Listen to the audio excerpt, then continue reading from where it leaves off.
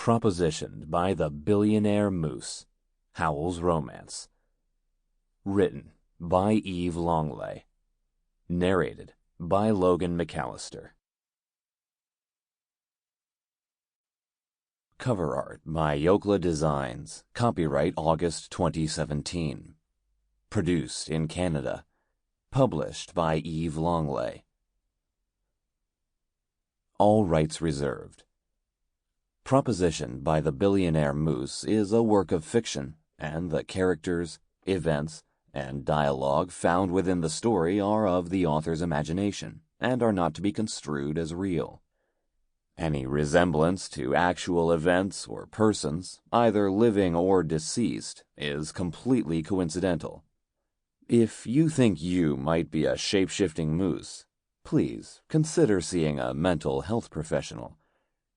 No part of this book may be reproduced or shared in any form or by any means, electronic or mechanical, including but not limited to digital copying, file sharing, audio recording, email, and printing without permission in writing from the author.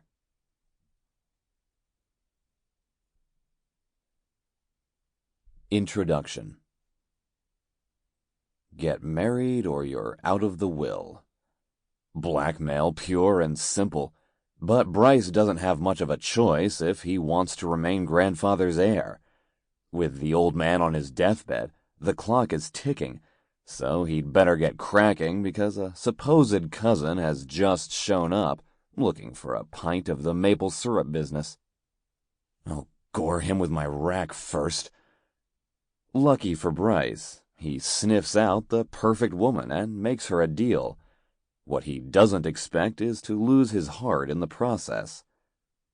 Get ready to indulge in an over-the-top romance with a paranormal twist on some favorite tropes.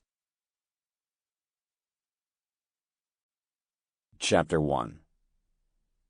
You will do it, or else! A claim that lacked the ominous dum-dum-dum soundtrack to go along with it. Or else what, old man? Bryce grew tired of his grandfather's threats, especially the one ordering Bryce to get married.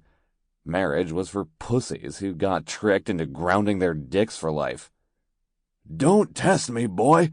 I will cut you off and give my estate to someone else. The crotchety old man might lie in a bed, his features creased with age, but there was nothing old or weak about his gaze. The icy blue eyes fixed Bryce. Bullshit. You're bluffing.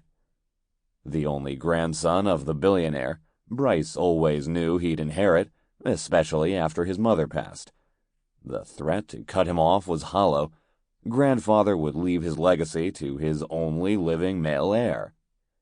Better start believing, boy. You're not the only person who'd like to get his hands on my fortune. A sizable fortune built up over decades of good business and lucky investments. Yeah, but I'm the only one actually related to you. Don't tell me you're going to leave your legacy, a word spoken with a certain amount of mockery, to a non-family member. We both know your daddy made it a condition in his will that only a direct descendant could inherit the company. You're right. He did. And my daddy also had 2 kids. Grandfather sounded rather smug. Are you referring to Aunt Trixie? Bryce frowned. His flighty aunt had never married, to the disapproval of the family. She'd also only gotten a lump sum from her daddy. The family empire went to the eldest, and more responsible, child. Yes, I'm talking about my sister. Did you know your aunt had a son? Boy is almost the same age as you, as a matter of fact.